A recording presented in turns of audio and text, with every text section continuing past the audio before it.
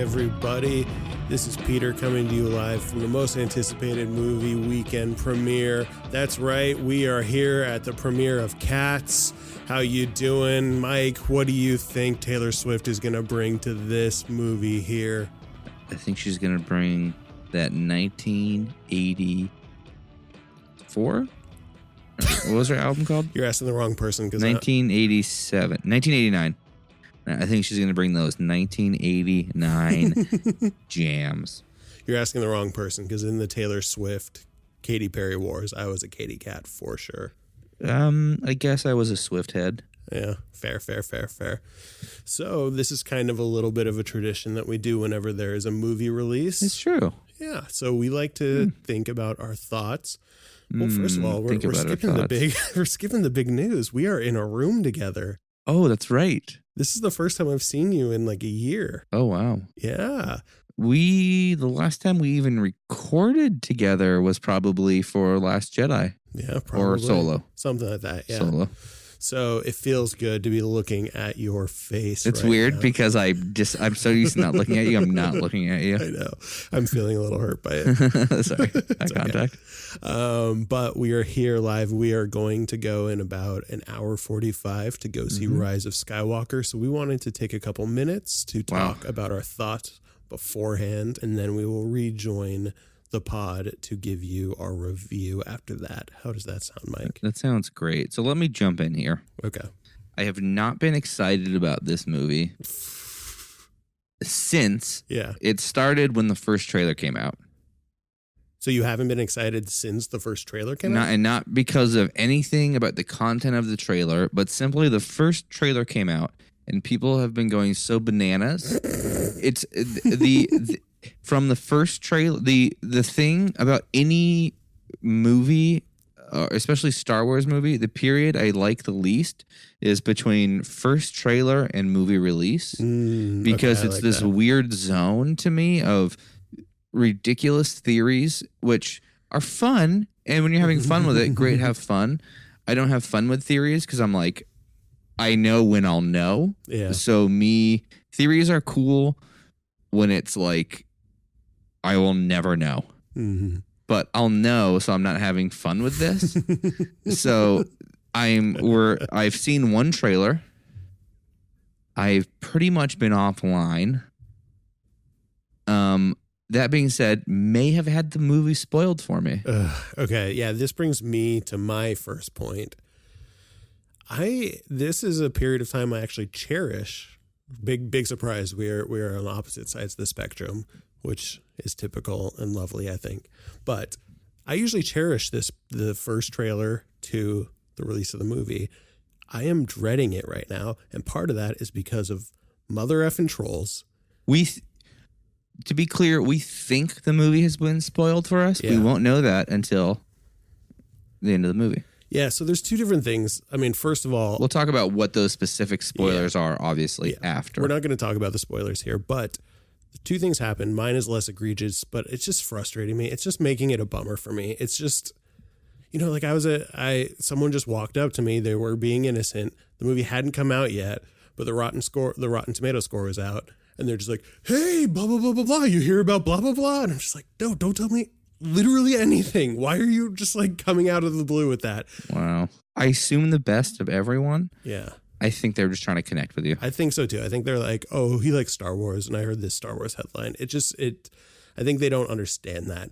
And so that kind of frustrated me. I wasn't mad at the person. And so I made a post on Instagram saying like, please, even if it's innocent, don't talk about it. Be quiet, because even small things can be spoilers and ruin it for people. Little did I know Mike didn't turn off his notifications on our Instagram account, and someone straight up in all caps left a comment spoiling something for you. I went into our Instagram for the first time, blocked that person, deleted that comment, and deleted the post because it seems to have been a magnet for spoilers. Yeah. Which is good to know. Yeah. My bad. If said person is listening, even if that was a joke, and those weren't spoilers, I'm sorry. Email the show. I doubt they're listening. And I'll unblock you because I don't want to block you if you were just making a joke and it didn't land well. But if you were putting a spoiler in there, the thing I would like to say to you is Dante writes, there's a special place in hell.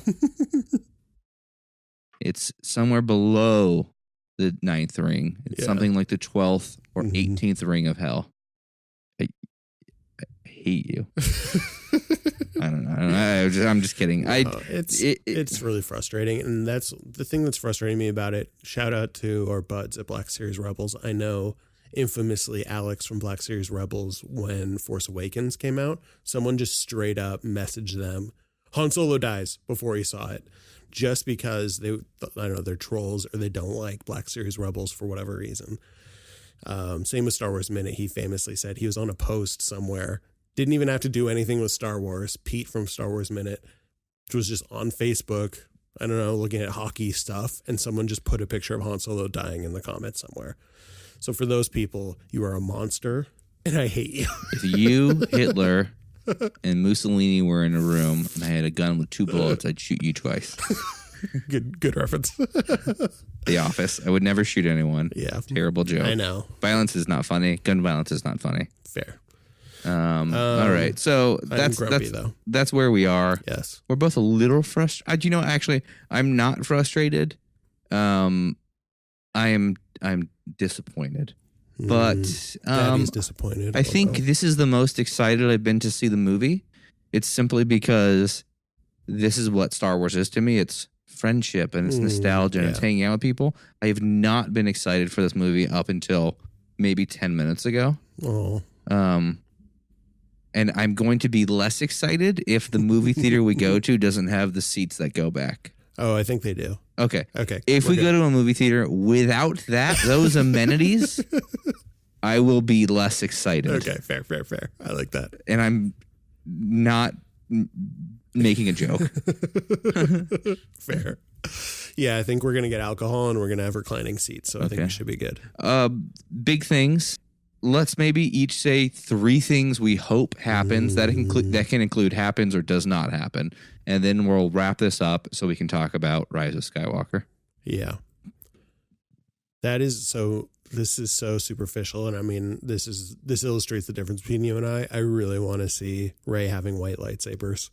I went on my rant on Twitter about how I think that they're tooling with us in the trailers. Oh, trailers are all for messing with you. Yeah. So my theory is that the Luke's lightsaber, the one we see in the trailer, it was destroyed in Last Jedi, and she goes to get the Sith crystal from Luke's hut because he has a Sith crystal on Octo. And she tries to turn it back just like Ahsoka did, and it comes out white and it matches her outfit. And I think that will just be really cool to see on screen in real life. Okay, so that's one. Give me 2 more. Very superficial one. Well, let's go back and forth. I'll give you one. Yeah. I want to see Poe Dameron do something, anything interesting, because he endlessly bores me. Okay. I want him to somehow find his way into my heart. Okay. Because I love Oscar Isaac, the actor, me too. And Poe Dameron as a character is a worse Han Solo. I just want him to do anything that differentiates him. That's all. Okay. Fair. I think, I'm going to leave this open-ended instead of something I'm looking forward to. I kind of want to open the door about kind of the 2 big hashtags that are going around and get your thoughts about that. And I will say my thoughts. Okay. First of all, I am thinking about what I want with hashtag Bendemption. Okay, I hate the name, but keep going. Because I'm not on the internet, I hadn't heard that until you texted me that, and I wanted to yell at you how much I hated that. But that's so funny. Nope, that's a thing. And so I am interested to see how J.J. Abrams sticks the landing. I think he is really good at starting stories, but has traditionally not been great at ending them. Also seeing from the Rotten Tomatoes scores, I am not feeling optimistic, but Bendemption, but I won't trust this. Yeah. In terms of Bendemption, I mean, there are a lot of problematic things in the relationship between Kylo Ren and Rey, which we'll get to when we talk about #Reylo. So I'm trying to figure out, my assumption is that Kylo will be redeemed. I think this is going to be a little bit of a retread of Return of the Jedi. This brings me, can I jump you? Go for it. This brings me to the second thing I'm hoping for. Yeah.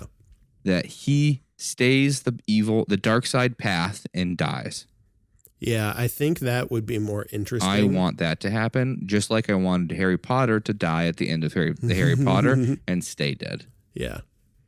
I think that would be more interesting of an arc if he doesn't get fully redeemed. I just don't see that happening. I think this might be a little more traditional of a story, and it's going to be a retread of Return of the Jedi a little bit. So I'm trying to think of how could he be redeemed, because I am going to... He kills Palpatine? Lose... I guess... I also don't think Palpatine's actually in the movie. No, I don't think so either. But I am going to lose my S if... I'm not really, because you know what? No matter what happens in this movie, I'm not going to turn into like a Last Jedi hating like troll on the internet. So I'm not going to be angry about anything. I just really, really hope that we don't get some scene where it's like, you know, he sees Rey's in trouble and he feels conflicted, and then he looks at her with soft eyes, and then she looks at him and he goes, "It's always been you." And then they dramatically kiss in the rain, and then all of a sudden, like, he's light again. Because I've seen that trope so many times in so many movies of just like the stupid love story where it's just like the power of love can overcome. So if there is going to be a Bendemption, I think it would be really powerful if Leia was involved in some way.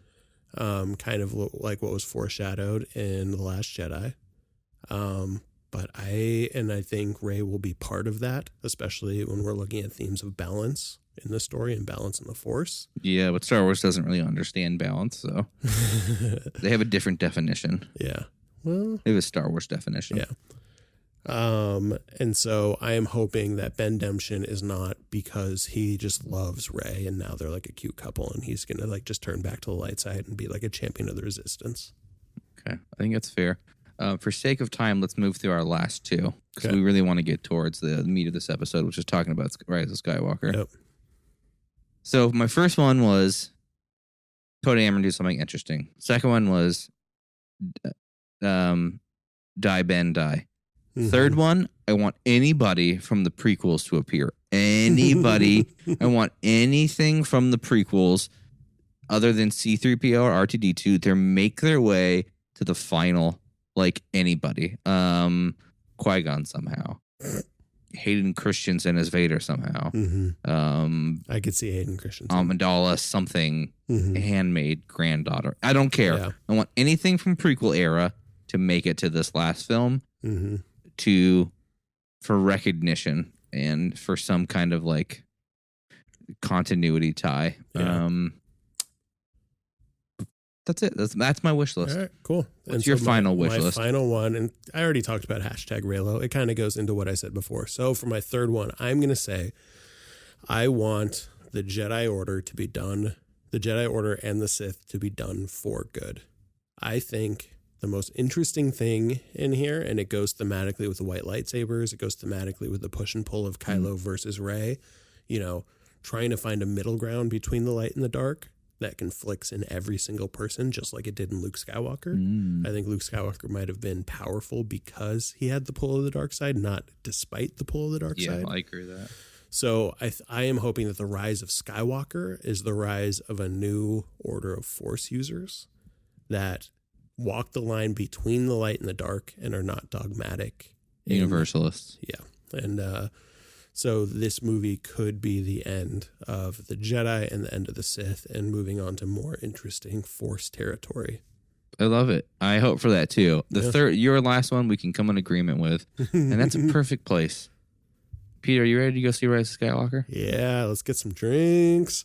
Let's go party. All right. Play a little interlude music here. Yep. Emphasis on lewd.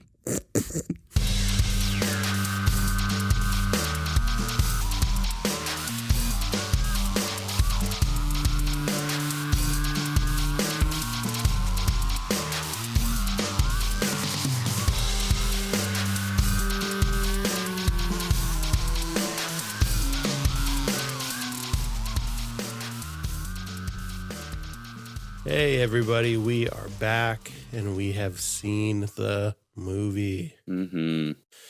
Yeah, Mike and I went on a nice little date. Mhm. There's right by his work, there's a cool little dive bar, and they just happened to be showing Phantom Menace, which was just wonderful. Yeah, that was nice. That was, Yeah. yeah. Yeah, it was cool. Yeah. I was about to make a real snarky joke, but Yeah. never mind. All right, fair. Yeah. And then we went to see the movie, and so it's been about 2 days since we've seen it. I have seen it a second time. Have you, Mike? No, I am next week. Okay, cool. I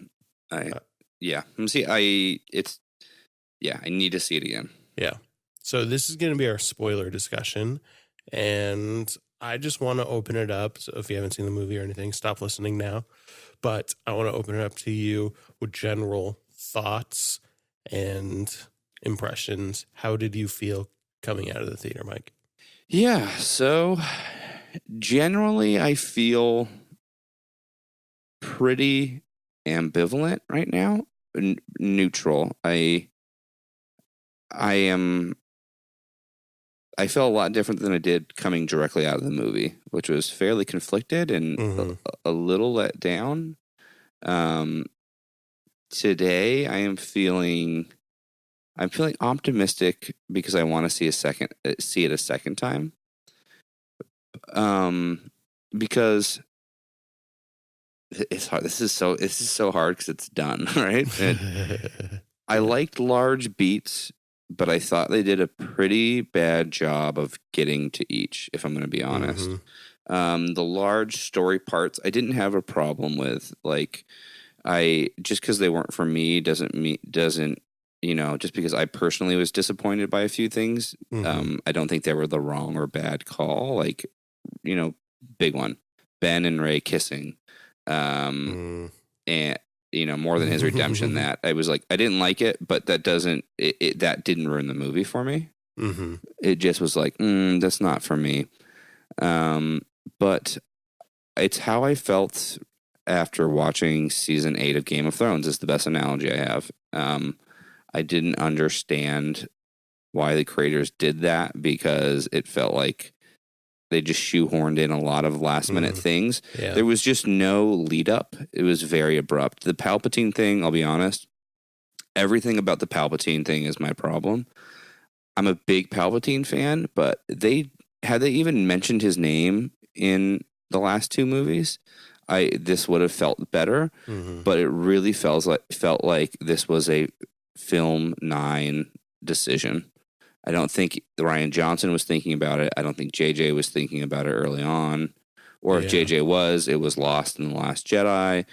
So that's really my big issue and that's why I'm like, I feel sorry, I'm dominating the conversation, but I feel about this movie how I feel about Return of the Jedi, to be honest. But actually Return of the Jedi has become better because of this movie, because it was much more succinct and very well. Now that I'm looking at it, I'm like, oh, they did that so quick. And I think there's a good movie inside of The Rise of Skywalker. I just think it's surrounded by some unnecessary frills, if I'm going to be honest. So that's my large thought. Like, currently, let's do this later, but let's talk about where we put it in our ranks of the movies. Yeah. Yeah. How about you? You bring up some really interesting points. So my overall feeling I liked it better the second time I saw it. I had a feeling you would. After. And I had a feeling you were frustrated after the second viewing? After the first one. Yeah. I have a feeling the second one is going to be better. But I've kind of landed on, there are some things I really like. There are a lot of things I really don't like. And so it kind of averages out to a meh. So we can maybe say our official ranking and stuff at the end of it. But yeah, I'm kind of at the meh stage. Yeah, that's about right. And so you said a couple points that I thought was really interesting. Firstly, talking about, I don't think this was planned. I don't know. It felt very disjointed. All 3 movies, in retrospect, feel very disjointed from one another. Feels like there wasn't a cohesive idea. And so the rumor is that J.J. Abrams made a treatment for all 3 films, and when he was first brought on, and Rian Johnson kind of was like, "No, I'm going to do my own thing," which, you know what? If you hire him for that and you're not making that a requirement of his job that he sticks to whatever their treatment, I'm all for that. And I love The Last Jedi, so I'm not going to complain. Yeah. So Joanna Robinson, who's one of my favorite podcasters and writers, made this analogy that I actually kind of really love, where she said, it feels like Force Awakens built the foundation of a house, and then Rian Johnson looked at that foundation and built everything but the roof. After that, built a house. It might not be the house that you necessarily wanted, but it's a house on a foundation that should be there, right? And then J.J. Abrams went, instead of building the roof, goes, nope, and went a house on top of that house. And so it's like he kind of just shoehorned all these things in. Yeah. Some of it felt very adversarial to The Last Jedi. That's great. But yeah, there's a lot of you know, more charitably, it at least feels out of place. And so, you know, you said the Palpatine thing. I completely agree with that. Tell me how the movie or the story or the entire arc of any of this would be changed in any way if she wasn't a Palpatine. It had no impact on anything. No, it didn't. It is like so much of Game of Thrones, like what's his name? Bran Stark being like, you know, the three-eyed raven had zero impact on the story. I'm like, wait, so he has all these tight powers and possibilities, but it has no bearing on anything. Yeah, it's frustrating. And that's, I think, so, you know, there's some things I'm going to nitpick because it's kind of fun. Just, I mean, this movie leaves itself open to just like being dunked on a couple times. Yeah, oh, for sure. So, I mean, I can't avoid that, but I will say that my issues, I think what you said is really apt. There are some ideas here. There's some things in the story that I think were cool and I think were really good.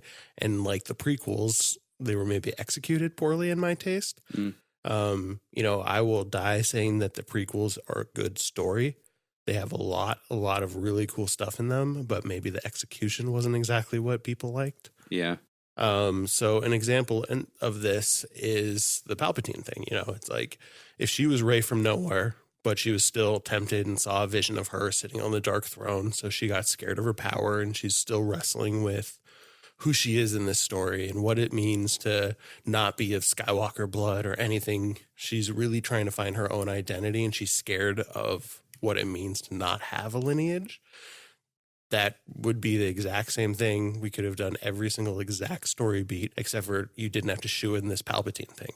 It just feels like kind of playing with their toys. It's like JJ was like, I don't know. I always thought it'd be cool if she had some like, if she was someone, I want to put a surprise in. So like he just couldn't resist. Yeah. And it didn't make sense for the story. And it wasn't, I'm sorry. And so, that's a lot of, it's, you know, this is my, I feel like I've tried to explain this a couple times with Rogue One and I've never really been successful, but you know, my issues with Rogue One are a writing and execution thing. It's like, it feels like they had in their head a bunch of dramatic scenes that they wanted to shoe in if there was, at any cost. Like, it doesn't matter if it fits with the story. Like the dramatic scene where Cassian is looking at Galen Erso in his scope, and he's like dramatically in the rain, like, should I shoot him? Should I not? Should I shoot him? Should I not? It's just like, so like, that shows a lack of subtlety to me, where all of those emotions of like, I'm conflicted about whether we can trust this guy. I'm conflicted about XYZ. I'm a bad guy, but I want to follow orders. All that could be executed without like literally being like, here's my internal struggle shown through the scope of a gun. Yeah. And it's just, there's a profound lack of subtlety with this movie and that movie. It is Star Wars, so I don't know if subtlety is ever going to happen. I think. See, I disagree. Like, it's, you know. No, I think modern day Star Wars. I don't think so. I think it existed. And this is my biggest issue, not issue. This is where I think so much of what's happening, what's going on. After A New Hope, it wasn't made in a vacuum. There was fans, there was voices, there was opinions. It stopped becoming it's going to sound so cheesy. It stopped becoming an idea and started becoming a business. And it started becoming, you know, reacting. And it's a storytelling. It's still storytelling, but storytelling becomes less of storytelling when it's when you have a corporation behind it. Like I'm sorry, I'm like that person who's like listening to Anti-Flag still at the age I'm at. Yeah. But it really is. Yeah. And this wasn't made in a vacuum, and there was a clear amount of fan reaction and fan service in this, even if it's something small as Chewie getting his medal finally. Like it or not, like, you know, that is just it's not like it didn't like that. What it didn't like is that it was a clear like bone to the fans. It was just like an admission of what they were doing in this movie. And it was like, okay, well, you didn't have to like we know you're paying fan service, but you didn't have to go so far as to like throw a bone at us and then make a joke. Like I don't know. Yeah, no, I agree. And so the only thing I'll push back on slightly about the new era is that I think Last Jedi had an insane amount of subtlety to it. And I was hoping that they would build on that. It did. And I really liked that. And the analogy I think of is like there are people who read the X-Men comics and they find the most interesting part, the subtle messages of racism and conflict about finding your identity and who it means to be be part of a world that hates you, and all those themes are what makes those characters compelling. And then there's a whole nother subset of people who thinks that the characters are compelling because they got like claws and can make metal bend with their mind and shoot lightning out of their fingers. And those, it seems like The Last Jedi was made for the former, and this movie was made for the latter. All the subtlety of the themes of growth and I guess the stakes. Yeah. That's what I'm talking about. Is I think a movie has to have stakes, and the stakes of The Last Jedi, you know, there were people following them and going to blow them up, but that wasn't the reason that you were compelled. That wasn't the reason you were really scared. That's not where the tension came from. The tension came from, what does it mean when all of your heroes fail? And what does it mean to have to be a hero when you keep messing up and you don't think you can be the hero and live up to that name and legacy? Yeah. You know, the conflict was internal. It was all character development, and I really loved that. The conflict with this was like, find a knife and shoot here, and now we have lots of big ships and big guns. Oh my God, that's a big fleet. Oh, they can all blow up planets? Like J.J. Abrams can't stop blowing up planets. I just find that way less interesting. It is. And Rian Johnson, this movie, I always liked The Last Jedi. I did. This movie really illuminated like how artistic that movie is, and how and I'm seeing that now, how much more subtle and kind of culturally thoughtful that movie was. It felt like there was some chances taken, and even like some characters introduced, like Rose and her complex story, her interesting narrative, like with her sister, that were totally almost disrespected by this movie. Totally. Like, Rose, that's one of the things I found antagonistic from J.J. Abrams to Rose. I thought his drop of Rose, it's bullshit. I very rarely swear. I very rarely swear on this podcast, but it's bullshit. I think it's the thing that upset me most was that he went, well, the fans didn't like her because of whatever reason. She is such an important character. Like, she is a very, very important character, and she is a signpost for where Star Wars and other science fiction and fantasy films need to be going. And I thought it was very like, and on top of that, I liked her as a character. Like, I thought she was just like set up interesting, and she was the one very like idealistic, like more so than Rey, because Rey is just conflicted character that we needed. And I thought JJ did a pretty big disrespect to us as fans, and honestly to the culture we're in right now, the time we're in right now. I am not going to talk about certain things because I want to stay as positive as possible. Yeah. But I don't think that time will treat this movie well. because it feels a bit culturally regressive, and I'm not going to dive into that, but I've been thinking about what that means a lot, and I think I think I've touched on it enough for maybe you to get where I'm going to go. Maybe listeners, you'll understand where I'm headed, but I don't know. Well, I mean, I think it's there's two things about it. It feels very safe and maybe a little timid of a movie.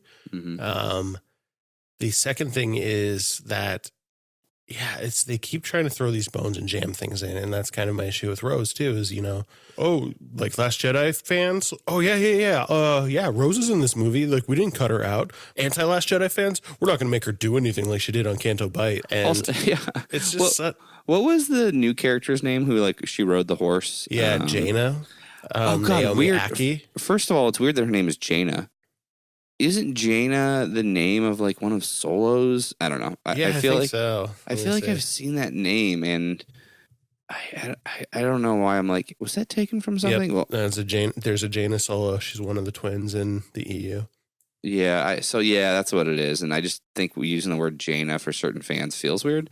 Yeah. But also, I'm like, it's spelled differently, just so you know. Oh, okay.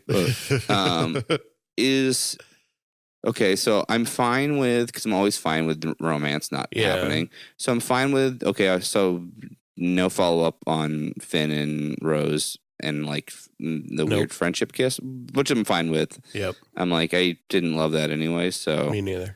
And I want to make something clear before we move away from The Last Jedi, because I didn't love that about The Last Jedi. I didn't love the Canto Bight stuff. I'm not like a Last Jedi sicko fan where I'm just like, Rose Tico, everything she did was amazing. The parts of Last Jedi that really suffered was when they did the things that were similar to this movie. The, like, quest for the MacGuffin, where it's all just silly and inconsequential. There is a reason for the Canto Bight stuff, but I could see the argument for people that say it was inconsequential because it all failed, which was the point of the movie. But, I just want to make that aside before we move off too far.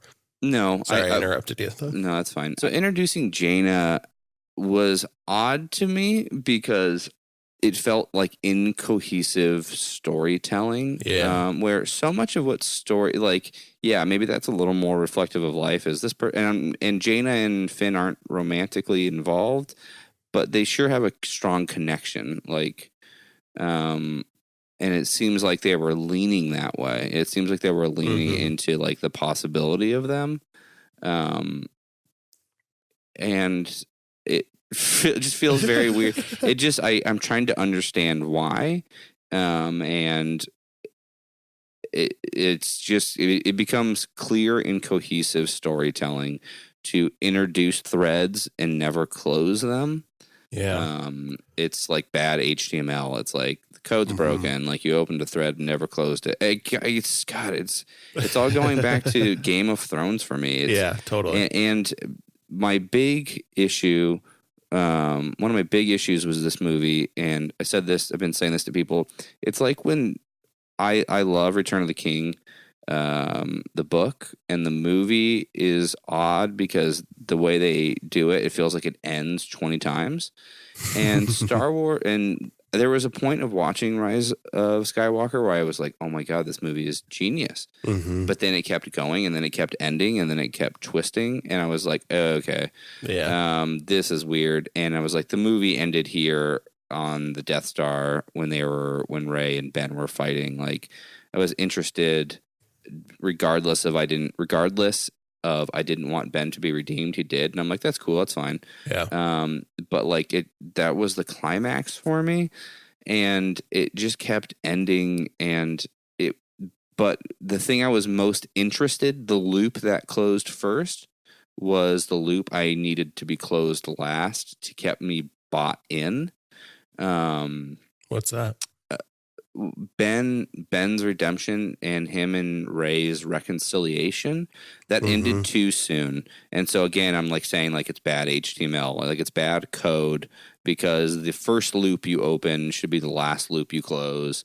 And this one felt like it's what happened in Game of Thrones. They closed the White Walker thing, the thing you're most interested in, 2 episodes before the ending.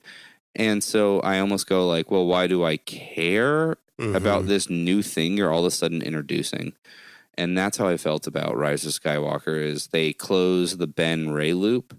Yeah. And then there was Palpatine who got shoehorned in, and I just didn't care. I'm like, well, I don't really care because the thing I'm invested in, and the thing I think most people are invested in, is the human element of any story, because that's the most that's the most empathetic thing and the thing you can connect and relate to. Yeah. So they closed that loop, and the movie ended for me about 45 minutes before the movie ended, and I was just, again, just very incohesive, inconsistent, discontinuous storytelling. Yeah. That was clearly, yeah. Yeah. It was and hard. So I want to talk specifically about Bendemption and Raylo a little bit later, but I want to close up with a couple more examples of kind of the disjointedness that I felt this movie, and then also piggyback on what you just said about the human story, because I think that plays into this. What I'm having issues with these examples is, for me at least, and I would imagine most people, but I'm not going to speak for most people, but for me, the most interesting thing about Star Wars is the people and the human story. And then you talked about that. Revenge of the Sith, the best part is the opera scene and Anakin's emotions in the opera scene. The best part isn't the lightsabers flipping at the end in the Battle of Mustafar.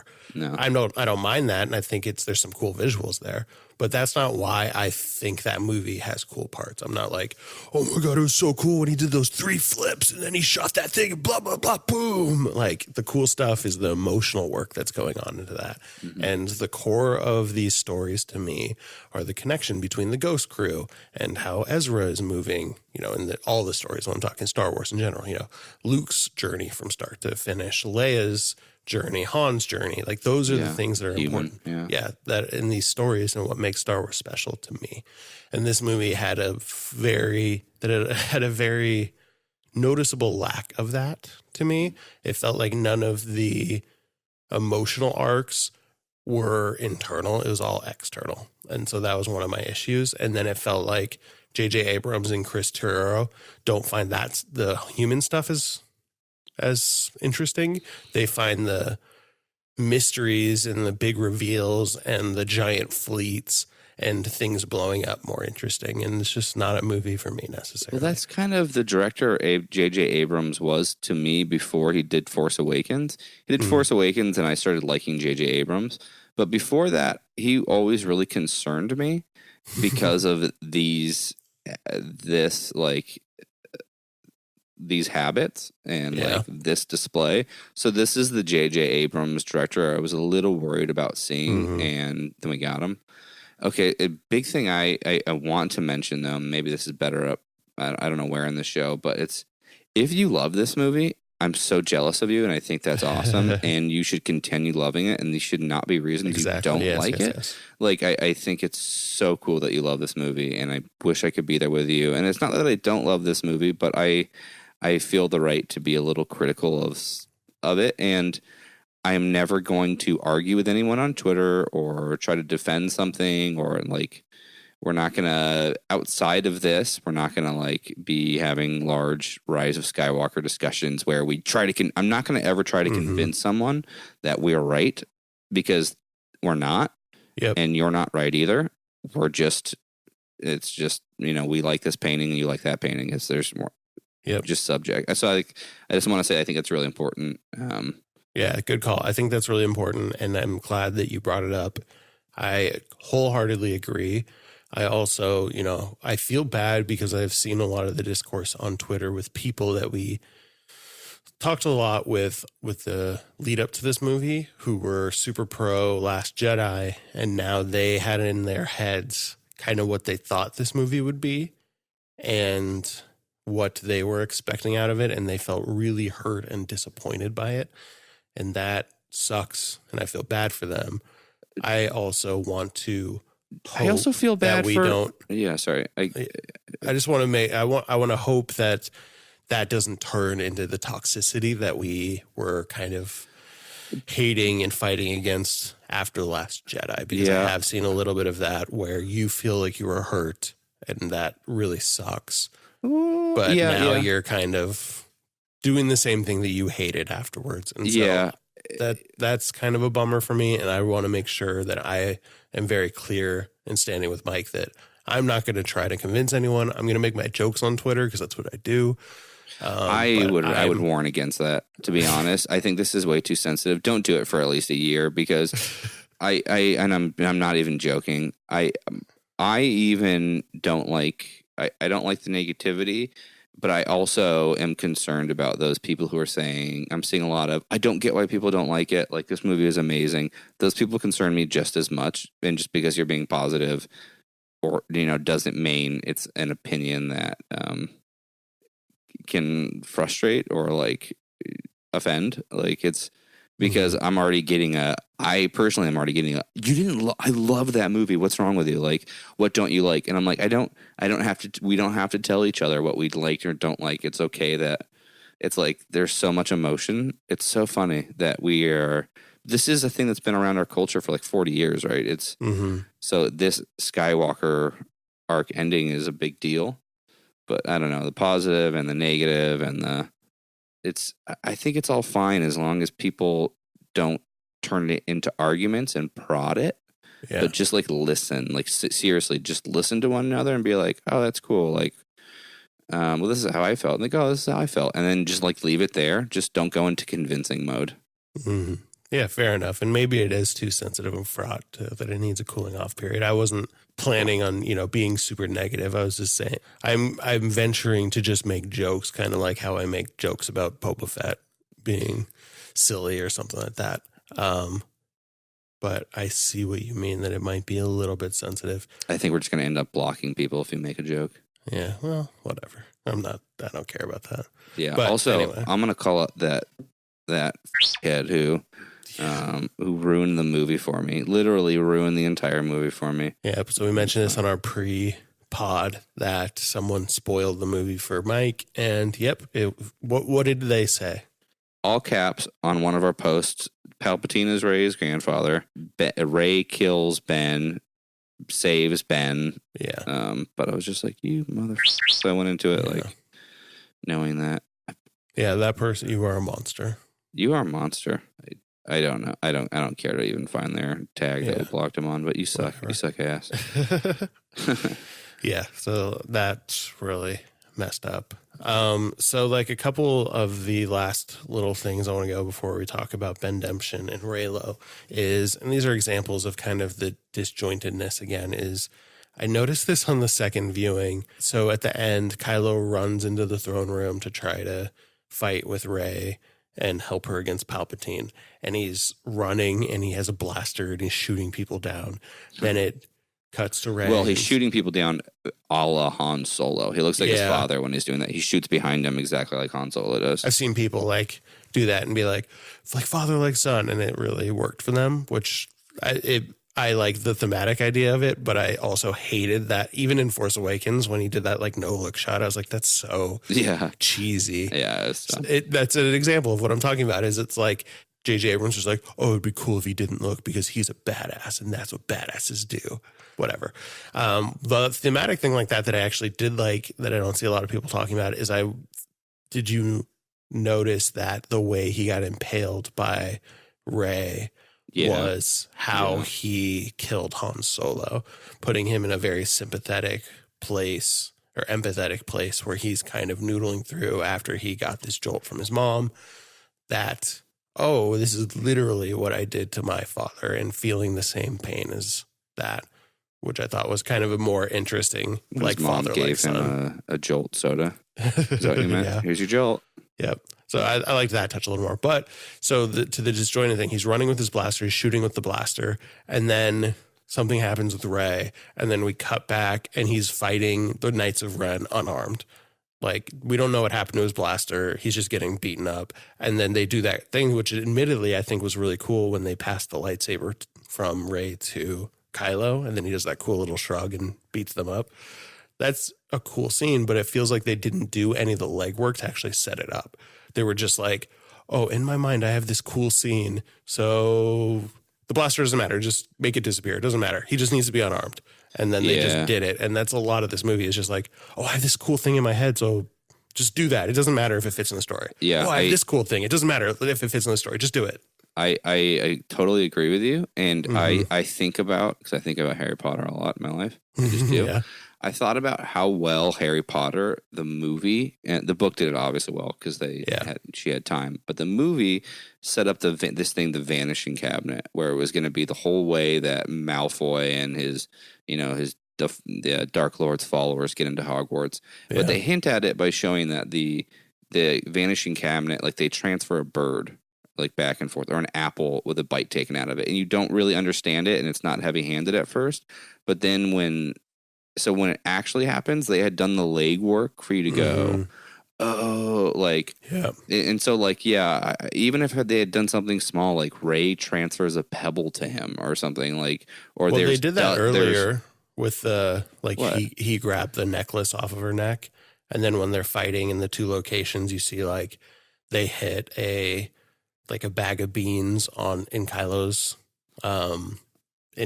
location, and the beans spill where Ray is. Oh, okay. So I guess they did do the work. Yeah, so I really like that. That's not my issue. And I actually thought that scene was great. My issue is just in that exact moment, the directorial thing of just like when it's like, well, what happened to his blaster? Why is he fighting unarmed? Who cares? It's like, well, I care. It seems very just transparent that they are taking shortcuts with the story because they wanted to shoehorn cool scenes in. And so it's just little nitpicky things where I'm not like, this ruined the movie for me, but it's just like it indicates to me a lack of caring. It is. It's like basically it's killing Hux is a lack of caring. Yeah, that whole Hux, I'm the spy, kill Hux thing is one of the sloppiest parts of that movie. And it feels like they just wanted a First Order spy, and he thought it would be cool if it was Hux, so they just shoehorn it in. I thought it was cool that it was Hux, but I thought it was cool that they then killed Hux immediately. Yeah. I was like, wow, that is Ryan, that is JJ just pissing on like it felt like he's a petulant child almost. Yeah. And like this might give me some hate. But it just felt like he was like there's like some artists will like when the thing they have created is taken over by other people, they make these moves that kind of piss on the people that take them over. I always think about, and I use that example, the author of Silence of the Lambs.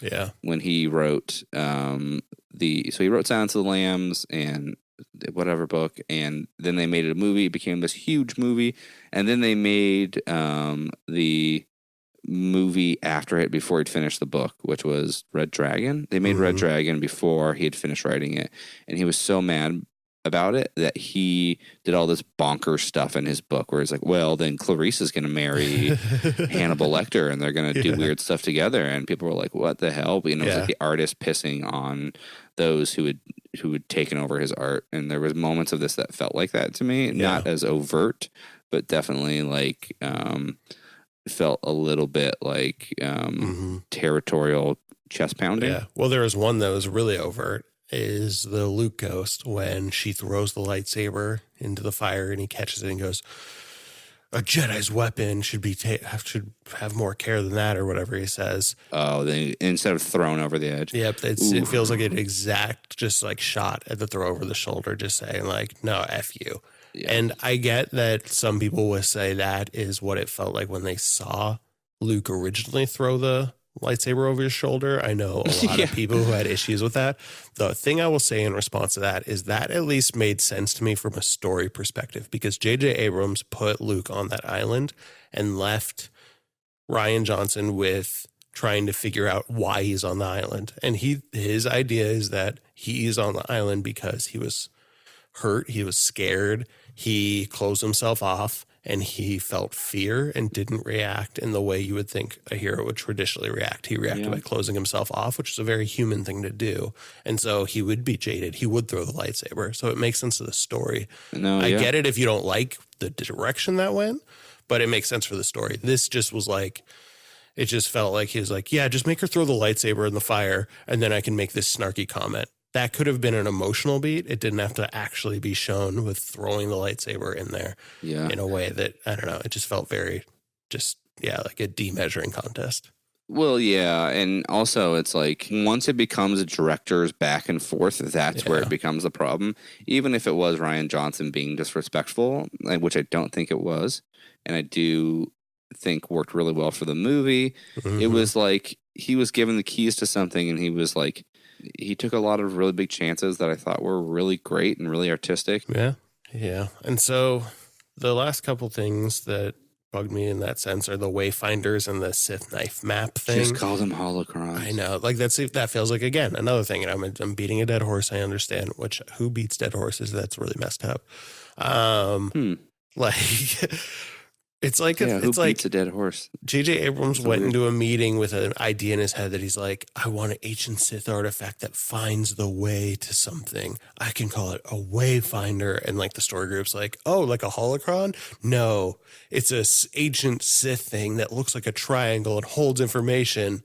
Yeah, like a holocron? No, it's a Wayfinder. And it's just like, there's no reason for it to be a Wayfinder other than it feels like J.J. Abrams was like, it would be cool if it was a Wayfinder.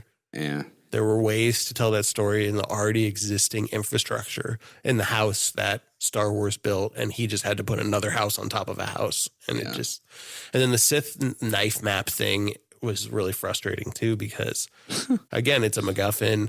Like, I didn't mind the fact that C-3PO is barred from ancient Sith speaking, because that kind of is like a touch of like cool, like bureaucratic, like ancient stuff that they passed some law a long time ago that like Sith stuff is all, you can't, I don't know, touch it. But it's just like the fact that she held the knife up to the ring of the Death Star and it like straight up Goonies. Like, yeah. Oh my God. It was, right? Oh my God. It was Goonies. I was mind blown by that Goonies moment. And how does that make any sense at all in the story in any way? It doesn't. And also, it works in Goonies because it's Goonies and it's like the 80s, and where viewers are much less critical of movies because the internet doesn't exist. Well, and it's not a serious movie. Yeah, but in 2020, when someone like, I can suspend my disbelief on so many things, but for some reason that was my hardest. Like, I can believe in the Force and lightsabers and all this crap, but I have a hard time being like, so someone has to stand in that exact position. Yeah, and what are the rules now? And it's like, okay, so someone has to stand in that exact position, and the ancient Sith thousands and thousands of years ago knew that the Death Star was going to crumble in this exact same way, and they knew exactly what closet Palpatine was going to put his crazy Wayfinder thing in. So they made sure to like like build this thing into this one dagger that's going to point to a place thousands of years in the future on a Death Star. That it's just like, it's so many things need to fall into place for that to make any sort of sense from a story or narrative or just like mythos perspective, that it doesn't make sense. And it just felt, again, like it was shoehorned in, like, oh, it'd be cool if we have this scene where she holds the knife up and it fits, like it's another mystery, she solved the mystery. And it was very frustrating to me. So I agree. What are the things you really liked about this movie? Yeah. So I mentioned it a little bit. I really did like the advancement of the connection between the two. And this was started, foreshadowing in Force Awakens in Last Jedi, where you see that they're talking in the rain and then Kylo looks at his glove and it's wet. And so I like that they took that idea and ran with it. And I don't know what a Force dyad is. That is interesting, I guess. But that wasn't well explained. I went to the bathroom at the wrong time, so I missed that. Yeah, evidently they're a Force dyad, which means they are one being in the Force split in two, Kylo and Rey, and that kind of explains their connection in some way. I don't know. Again, feels shoehorned, but on the positive side, I thought the dynamics of him grabbing the necklace off of her and that fight where they're in two different locations and it's seamlessly going back and forth, I thought was really, really cool. And I also loved them. I thought they were the best part of the movie. I think Daisy Ridley and Adam Driver killed it. Yeah, they're incredible. They're incredible so actors. Like, it's difficult to watch how good they are. Like, I know it's funny. Yeah, I don't know. It's like it's really pretty amazing. Yeah. What's your first positive thing that you want to? Well, first of all, I agree with you. Wow, what is something I love? I love the ashes of the Death Star in this ocean. That whole place and the whole scenery and this whole, regardless of how they got there, I thought it was a great place to return to. Yeah. I think that was so great. I love that whole scene. Yeah. This movie was visually stunning. I thought they did an awesome job with how this movie looked. And a lot of the action was really cool. I really enjoyed it from a visual perspective. Yeah, I also really enjoyed how slow their lightsaber fight was, because I thought it was interesting that it was like almost maybe reflective of like, wow, look, they're getting so strong in the Force. Their lightsaber fighting is becoming more like civilized and kind of like totally. knights and samurai, like very Vader Obi-Wan at their end, very Maul Obi-Wan at his end, like. So I think that's cool. Totally. Yeah. And I think it was a good middle ground between, we still saw, like, I loved like some of the Force jumping and stuff I thought was actually really cool. Like Rey cutting off the wing of Kylo's TIE fighter. And this is like a very, very small detail, people but I love lost their the movies when that happened. Yeah, totally. Also, what some of the people clapped at, there was a woman in front of us who I loved who was just clapping at everything. And I was just like, I love how into this you are. Yeah.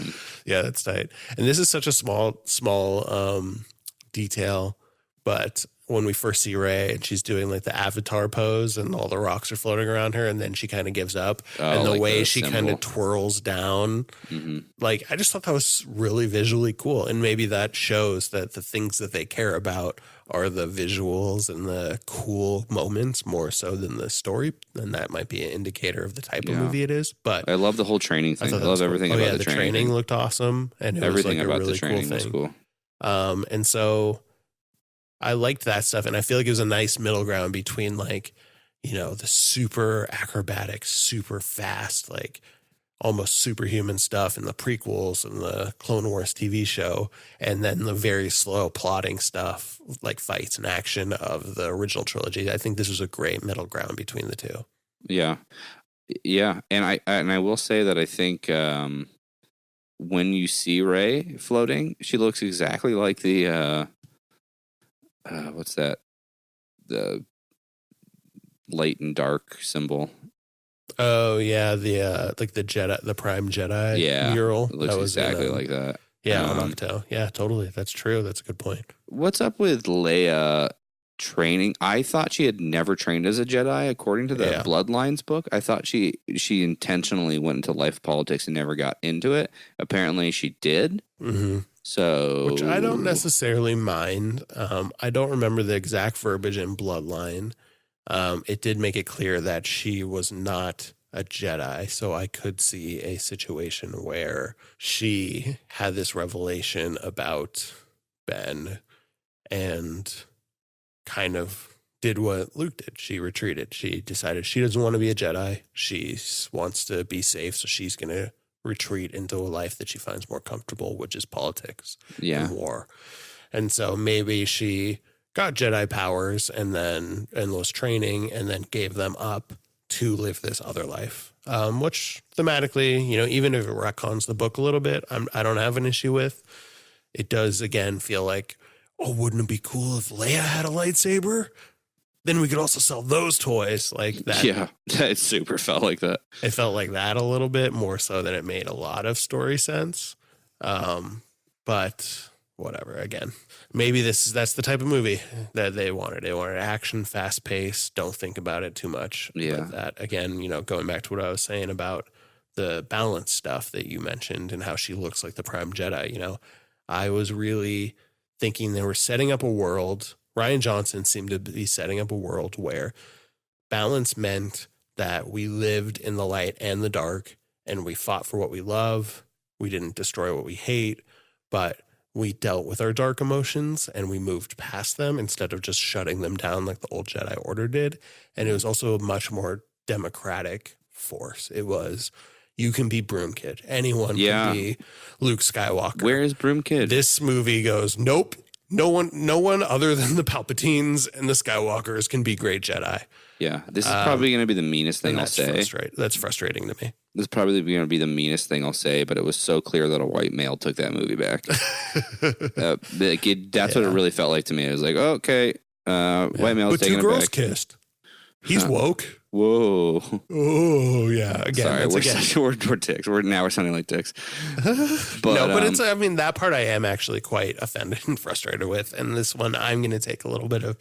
I am going to let my dark side show a little bit with this one, and it goes to kind of the cowardice of the movie, where if you want to have representation in your movie, then write some full-fledged arcs. Yeah, Give them something two to girls do. kissing. Yeah, it's like it felt offensive for two reasons. First of all, it's just so like shoehorned in, just like Endgame did the same thing, which is so silly that it's like there's no. It's like you don't give these people anything to do. They don't have any like. It's just like a throwaway bone to some people. Well, it's like it's like reductive sexuality. It's totally. like it's over sexualizing like. It's weird. It's poor representation. Yeah. It's like, I guess deal with it or don't. It's a weird middle ground where it's just like, all right, I'll throw a bone to like the woke snowflakes, but I'm not going to go too far because, I don't want to offend XYZ. And I also found out they're cutting that scene out in the Middle East, which is another really frustrating thing. And that's the problem with it is exactly. You can cut it out and it be non-consequential. That's an issue. Like that's a great point. The fact that I can be like, hey, okay, we peppered it in just enough so you could cut it out means that it's not a part of your movie and it's bullshit. Yep, that's a perfect way to put it. So thank you for ending that. And then the second thing about it, like my wife Maddie was like, yeah, it also felt kind of offensive because it's like very like, oh yeah, we can have two girls kiss. We can't have two guys kiss because I'm not gay. Yeah. Like that would be super gay, but two girls can kiss. Like that felt weird too. So, and this is kind of what I was. I wasn't sure if we were going to go into earlier when I was saying like I'm not going to go into it, but I think time will not be nice. This movie. Mm-hmm. That is why is because it's outside of the cultural zeitgeist, and it maybe works for some people, but it's cowardice. It does. It feels like cowardice, and I have an issue with it. Like I have a social issue with it because it's kind of their responsibility at this point. Mm-hmm. I thought Rian Johnson did a nice job getting it ready, and I think they're cowards for when you have a voice, when you speak that loudly, you have responsibility. You do. Yeah. And I think people would disagree with it. Like, no, they don't have a responsibility. Like, they're just a responsibility to be Jedi and like do this thing. It's like, no, you little boys and little girls watch this movie, and it's going to influence the way they think and feel and are represented and see the world. You have a responsibility. Yep. I think that didn't land very well with many people. So it'll be interesting to see how that affects things. Yeah. But back to things we like. Yeah, I was going to say, how about we end this? Well, I have a couple. I mean, the only other thing I'll say that I really liked is I did like a lot of the Sith lore. When we first went down in that cave and saw the big shadow, like that was big great. statues and stuff, I got goosebumps. Super great. I thought that was super cool. Yeah. And that goes into the audio of all the previous Jedi. Did you notice some very interesting ones? I guess I got my prequels hope. Yeah, but it didn't really feel like it. But I guess that's how I get it. So you did get Hayden Christensen, also Mace Windu. Yeah. You got Qui-Gon Jinn. Yeah. Yep. Liam Neeson and Obi-Wan Kenobi. Obviously, we got old and young Kenobi. Did you also notice, though, that we got Ahsoka and Kanan? I thought I heard Kanan. I struggled to know if that was Ahsoka or not. That's cool. Yep. Hey, so also we saw the ghost ship 3 times. Yep. I think we saw the ghost 3 times. I can't be sure, but I was explicitly looking for it. Yep. I counted 2 for sure when I saw it the second time after you mentioned that. Okay, I think I saw 3. Yeah, so that was pretty fun too to be able to see that. I also liked seeing Wedge.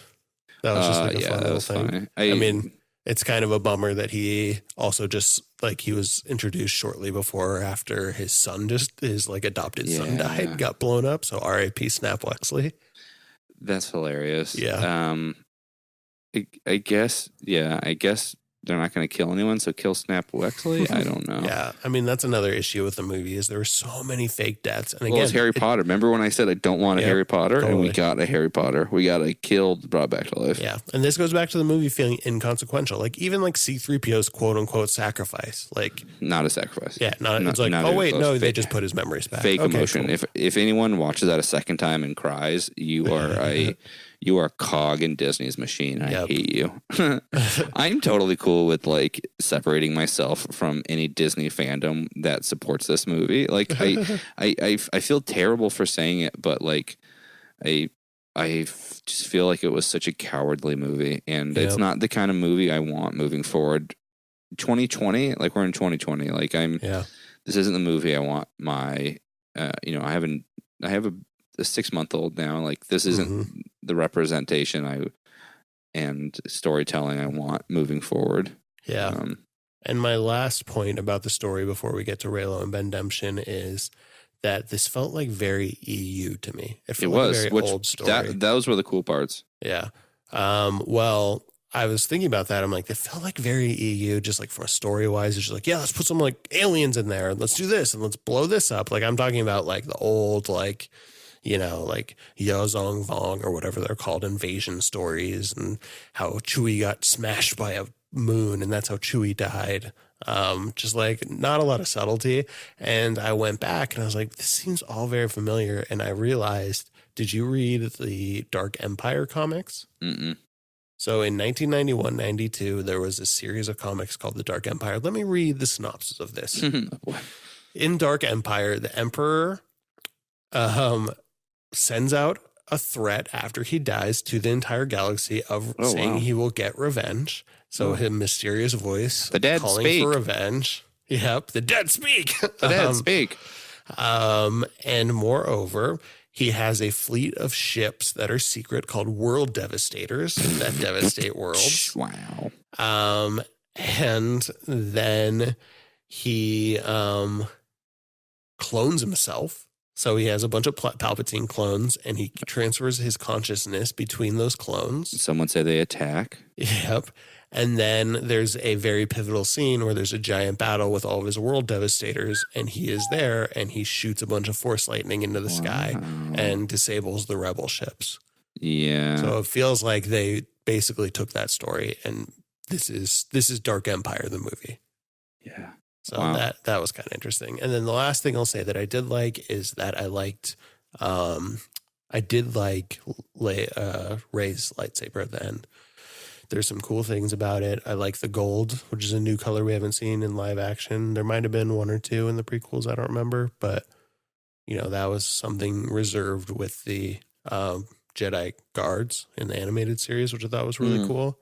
I like the idea that, building your own lightsaber is the last step of your training. So if we are staying with the Jedi and the Sith, which I guess we are, she has completed her Jedi training. I also like it's a double-bladed lightsaber. You can't tell because she only ignites one side, but you can look on her when she's first sliding down. You can see it on her belt, and it's a double-bladed lightsaber, and it looks to be made of her staff, which I think is a cool touch, is that she used the staff she carries around to make her own lightsaber. That's all a lot of cool stuff. Yeah, was there any other cool stuff that you wanted to shout out before we move on to the close it up with Bendemption and Reylo and a ranking? No, only that I feel terrible in one sense that I'm so down on this movie, but I think the things I'm down on are important, and that I feel a responsibility to be vocal about. I agree. And I don't want to be in a podcast that celebrates something for the wrong reasons. Yeah. And I want to make that. I just think it's important that we as Star Wars fans, and I'm still a Star Wars fan. I'm still a massive Star Wars fan. I think it's important that we help steer the ship, though, or else it's going to be ruddered without our voices. And I think I agree. Yeah, and at the same time, I am 100% comfortable saying that this movie is maybe not for me. Maybe the intention of the movie, I disagree with the choices that were made. I disagree with kind of what the filmmakers and the writers seem to think is important about the story. And that's just not what I found important or interesting in a Star Wars story. So it's not a movie for me necessarily, but if you love it, I am happy that you love it. And I'm not going to try to convince you otherwise. And I think that was a good thing for you to call out. Yeah, absolutely. We're still friends. Still love Star Wars. Yeah. But very quickly, I don't know if we have much to say that's super interesting because we weren't big Raylos or anything.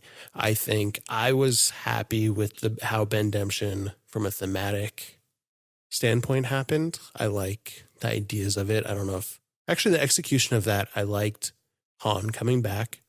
And I think him recreating the death scene where he killed his father but made a different choice in that moment worked for me. And I like that it wasn't necessarily that he did it for Rey. I like that Leia was involved, and then I like that he was haunted by what he did to his father, and that pulled on him and maybe felt some empathy from feeling the same wound that he inflicted on his father. I found that to work for me. Did you like Bendemption, how that was pulled off? Yeah. Did I? Yeah, I had no problem with it. It was cheesy, but so it goes, and that's how this kind of story is. And so I'm okay with it. I'm pretty okay with it.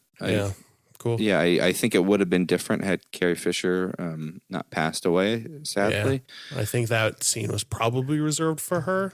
Yeah. But they made do with it, and I like how they pulled that off. Yeah. It was clear that her passing had an effect on the storyline. Absolutely.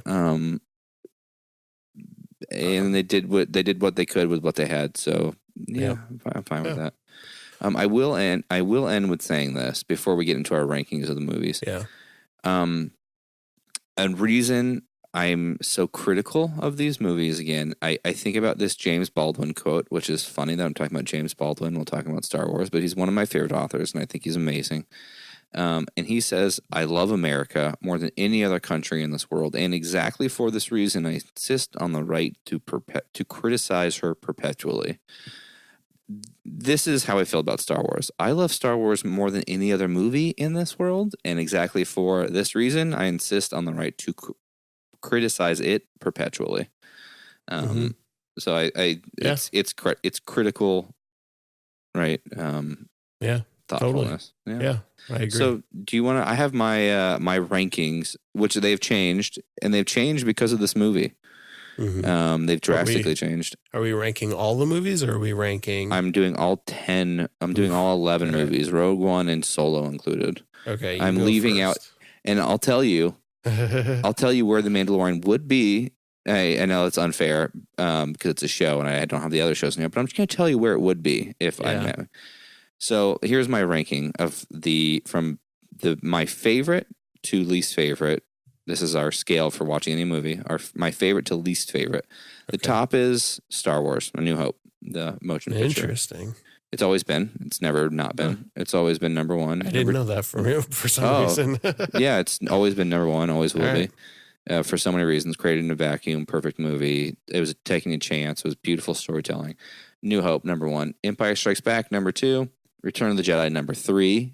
The Phantom Menace was bumped down to 4 because of this movie. And because I see Return of the Jedi, how it too, I was like, you know what, they wrapped that pretty well. And I have a lot of respect for how they ended that series. If I could put Mandalorian anywhere, it would be 4th. It would be under Return of the Jedi, or it could even be under Empire Strikes Back because I love it so freaking much. Anyways, 5th, Rogue One. 6th, Revenge of the Sixth. 7th, The Force Awakens. 8th, The Last Jedi. 9th, Solo. 10th, Attack of the Clones. 11th, Rise of Skywalker. Interesting. So that's my. So it's your least favorite. Where's the Clone Wars movie? Well, it's really high because I love that movie. It's my least favorite, but for different reasons than Attack of the Clones is my least favorite. It's for reasons that are it's for like political and social reasons that it's so low. Interesting. Because I think it just, but there it is. All right, so I want to make this clear that this is my list of my favorite Star Wars movies, not necessarily the ones I think are the best. In terms of, I think probably Empire Strikes Back is maybe the best executed Star Wars movie, but it's not my favorite. So I will say just the ones that make me feel warm and I really enjoy and will watch over and over. I am going to say Return of the Jedi is my number one. Yeah. Followed by The Last Jedi, Empire Strikes Back, A New Hope, Force Awakens, Solo, Revenge of the Sith. I'm wondering how many people I'm going to make hate. Okay, I'm just going to do it. Attack of the Clones, then Rogue One, then The Phantom Menace. Wow, ours are so different. No, actually, I'm going to put Rise of Skywalker. All right, never. I'm going to put Rise of Skywalker between Revenge of the Sith and Attack of the Clones. I think it's better than Attack of the Clones. Yeah, I struggle with that. I agree. It could be better than Attack of the Clones for me too. Maybe mine was dishonest. Maybe Attack of the Clones is at the bottom for me. I like Attack of the Clones much better than you do. So I will say underneath Rise of Skywalker, this might be illustrative. I think the movies I like least than Rise of Skywalker are Attack of the Clones, Rogue One, Phantom Menace, and the Clone Wars movie. Oh my God. Attack of the Clones is so high on your list. I really, really don't like Rogue One. And I mean, we've talked about it. I like Rogue One for the same reasons I like Mandalorian. Yeah, I don't know. I really don't like Rogue One. That's so interesting to me. And Phantom Menace, I think, is the worst prequel. I don't know how you have it so high on your list, but it's mostly, honestly, it's like I always say, it's mostly a nostalgia thing with the hype around it. I just remember so much about that movie coming out. I was the perfect age. Natalie Portman. I mean, come on. Yeah. And yeah, I didn't say this specifically when we talked about it. The redemption or the Reylo stuff, whatever. I'm just going to mention, I don't have to get back into this, but I think I might have a new least favorite thing in all of Star Wars coming next season. Wow. So I will foreshadow that. Yeah, wow. And I'm talking about the specific action of the kiss. It's such sloppy, lazy, just generic, unearned filmmaking that it just felt like they wanted a dramatic scene where she's dead and now she's back into life and then they kiss dramatically. It's one shade off of exactly what I was afraid of being like, it was always you. And then like he died. It was just like so ham-fisted to me. I don't mind that they have some sort of romantic bond. I don't mind that they have a really deep connection. I don't mind that the Reylo thing is there, but the way it was executed is just so generic, cheeseball, daytime soap. It frustrates me. And you're going into it right now. Sorry. How do we end this? Okay, sorry. This is probably the most negative we've been on our podcast ever. Not negative, but just like very, very critical. Yeah.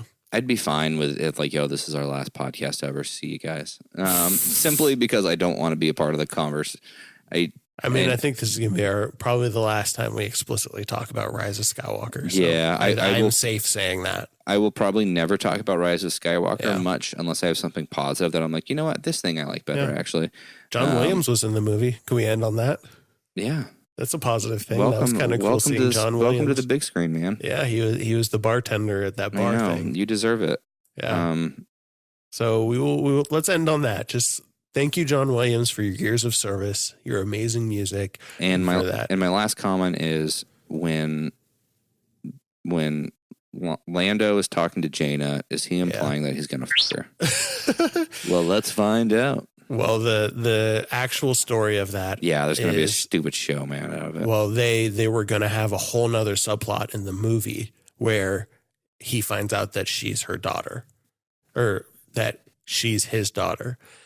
So that was what they were going to do, and they cut it out because they already had way too much in the movie. And so I think they were throwing that bone, and it will probably be, it'll be something like, The Adventures of Jaina and blah, blah, blah on Disney Plus. Like, you should watch the 7th episode of Mando. It's getting dope. Okay. I haven't seen it yet. I'm going to try to watch it tonight. God, it's so good. Yep.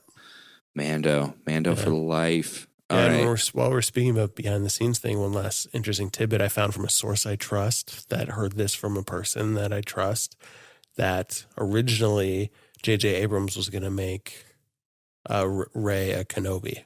So this wasn't even his original plan, but originally he was going to be a Kenobi. That's So It's whatever. got some implications. Yeah, so that's another interesting tidbit to try to close this out on a more positive, interesting place than. Yeah, we could keep talking about it. Maybe we will. Maybe we will have to have a podcast more. Maybe we will have to talk about this more with other people who are open to having conversations, healthy conversation. Yeah. 'Cause maybe it'd be good to get like someone who loved it on, who we also love. Yeah. I know Jonah Marie. I think she had some positive thoughts about it. So she's always someone we love having on. She is a beam of light and positivity. Yeah. She's one of few people I'm open to just hearing it all from. Yep. Be more like Jonah Marie. Be more like, do you know what, world? I think that's a good message. That's a great way to end this podcast. Everyone, be more like the Wookiee gunner herself, Jonah Marie, who's basically the Star Wars version of Gandhi. Mm-hmm. Yep. So thanks again for going with us. This is a little bit of a long one, but there's a lot to unpack with this movie. You can find us at Rebels Pod on Even Gmail. though if you've listened to this, you'll never listen to us again. Yeah. But you find us at Rebels Pod at Gmail or on Instagram or Twitter. We are most active on Twitter and Instagram. So add us there. Let's chat about some stuff. Don't be a hater. And yeah, Mike, do you want to close this out? Yeah, remember until next time to be brave out there. And don't look back. Don't look back. Bye. Bye.